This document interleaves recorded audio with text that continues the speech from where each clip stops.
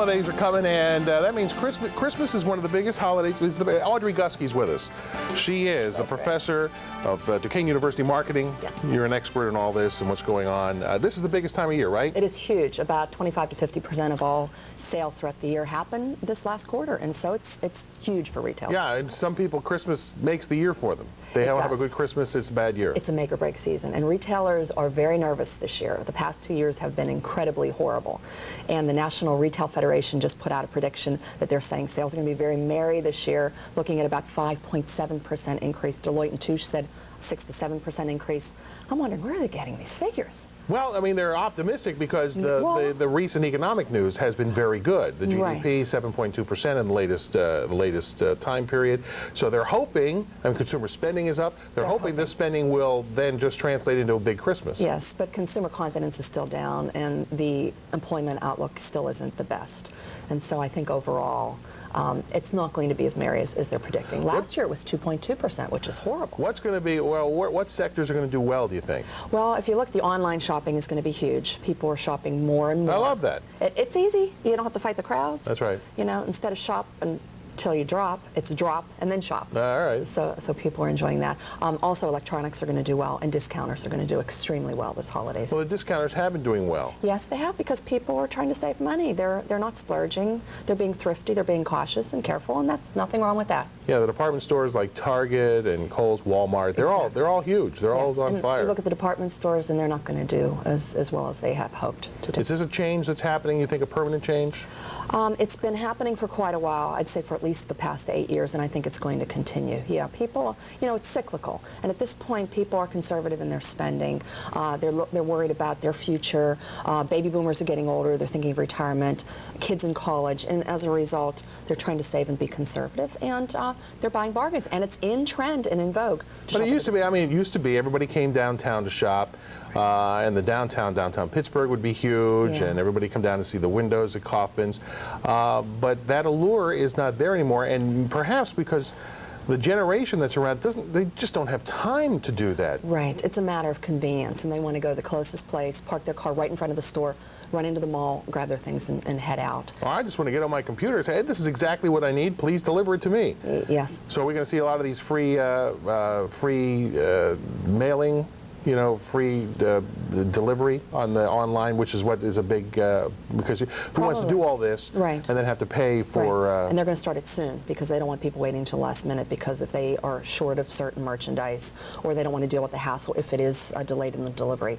So you're going to start seeing these sales from the e-retailers. And I also heard that, I mean, if you want something, if you know something, electronics or a toy or whatever, get out there now, because the inventories are not huge. They have been low for the past couple years, and this year I think it's going to be a little bit better than last year, but it's still going to be tight. And so, like you said, if there's something that you want, get it now, because chances are it's not going to be on the shelves much longer. So is the push already started for Christmas? Oh, did it start? It was before Halloween, which is sort of scary. You go into the stores, the Halloween stuff was still there, and then you have the Christmas items. And you know they do that for a reason. The sooner we start, the more we're going to spend. And it looks like sales are picking up a little bit. So I think retailers, they're not going to have as dismal a year as they did last year. It won't be as Scrooge-ish, but I'm thinking about 3 to 4% increase, which is fair, which is just fair season. All right. What's the strategy you would give shoppers? Oh, well, as we said, start early, because of the fact that things are limited and sales are out there now. Shop on a regular basis and find all the bargains out there, and buy everything on sale if you possibly can. Have a strategy, have a budget, stick to the budget, figure out how much you're going to spend for each person. Have, like Santa, have your list and check it twice and figure out what you need. All right, I'm going to take a break. When we come back, here's what I want to talk to you about. Now that we bought our stuff, sometimes you have questions, sometimes you have billing disputes, and you have to go to customer service, which is becoming more and more hellish. Exactly. It's awful to do this. In fact, there was a story I just saw this morning about this. So we'll talk to you about that when we come back. Audrey Guske, Honsberger Live. Stick with us.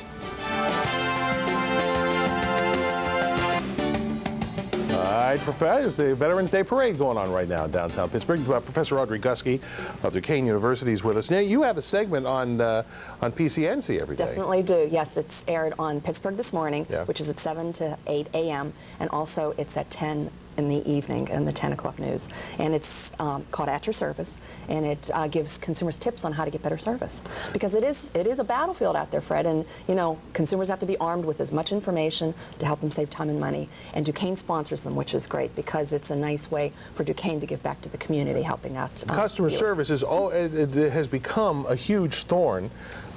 You see things now where the companies know, they see your number coming up, and they can tell from their database whether you're a good customer or a bad customer. If you're a big customer, they're going to come right to you. Right. If you're a mediocre customer, you're going to wait a little longer. Exactly. That's not right. And then you have to go through the voicemail maze. They always want you to go to their automated this, automated that. I want to talk to somebody. Well, there are tricks to get around that. We've talked about that on some of the segments when we had one on the call centers. If you push certain codes, either zeros or stars or pounds or something, will maybe get you through quicker. But it is tough. I mean, because, you know, and you have to give the people on the other line credit, too. They don't have the best job. I mean, they're listening to people complain all day long, and so, you know, they try to do the best they can. So my advice to consumers is always have the information in front of you, be as friendly and as nice as you possibly can to the person on the other end of the phone. Explain your situation and tell them what you want to rectify your problem. Yeah, if you know those little codes, the Wall Street Journal did an article that showed for which company, which code to use to get past all the voicemail maze. And that's what you want to do. Yeah. You want to actually talk to somebody. Right, you want to get to a real person. And if you don't get to that person, in fact, there was an article in the New York Times, the New York Times recently, which called this a passive-aggressive robbery on the part of corporations, trying to make it difficult, trying to make customer service difficult, so people would just say, you know, it's not worth it. I have a $5 or $10 billing error on my bill. It's not worth my time to hang on this phone for 30 minutes to an hour to try to get it resolved. And so it's actually a business strategy to earn more money.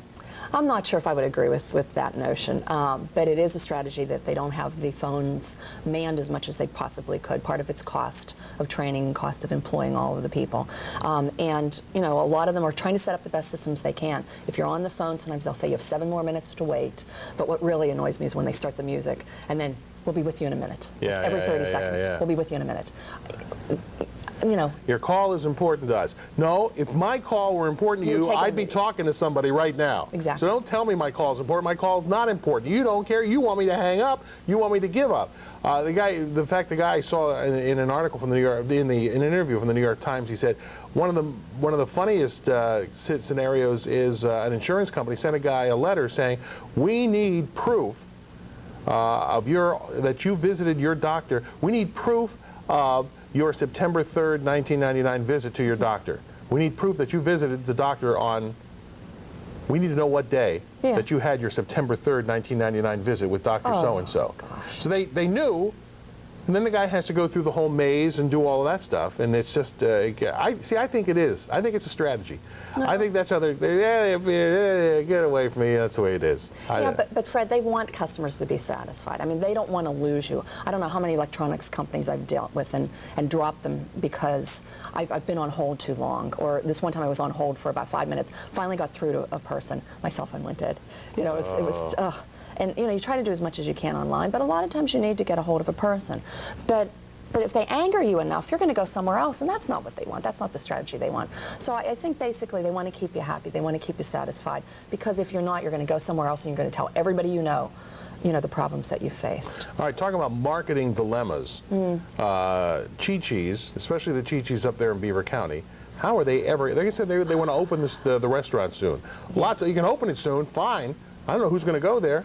Yeah, that's a tough situation, and I'm not sure if they're probably never going to resume the sales they had. My prediction would be at some point they're probably going to end up closing that particular restaurant, because people are just going to be nervous. You've got so many other options out there. Why would you go to that restaurant? And people still don't know the source and what caused it. And I think once people started dying in all the critical condition that they have for a lot of the patrons, I think that makes a serious situation. And you know, patrons are going to go somewhere else. They have the option. Yeah, they do have the option, and of course the whole chain has been in trouble. The whole chain is in bankruptcy. Right. And I don't know how this is affecting the other stores in the chain. I don't know if others have not been going to Chi-Chi's because of this incident in Beaver County.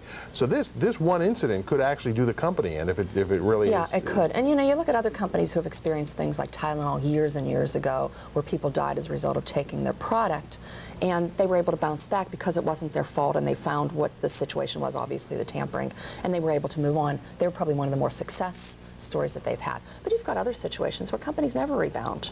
Well, don't you open the door and say, listen, you know we had a problem, but we have every employee has their own sink, they're washing their hands, and we're free meals for the first week or whatever, just to welcome you back to Chi-Chi's. Nothing like that's going to work, huh? Well, they're probably going to do that, and they'll probably get some people back, and they may stabilize their sales at some point, but at least for the next month or couple of months, until people forget. But something like this, it's hard to forget. It's in the headlines every day, and from what I just heard this morning, this is the largest outbreak of hepatitis that we've had nationally.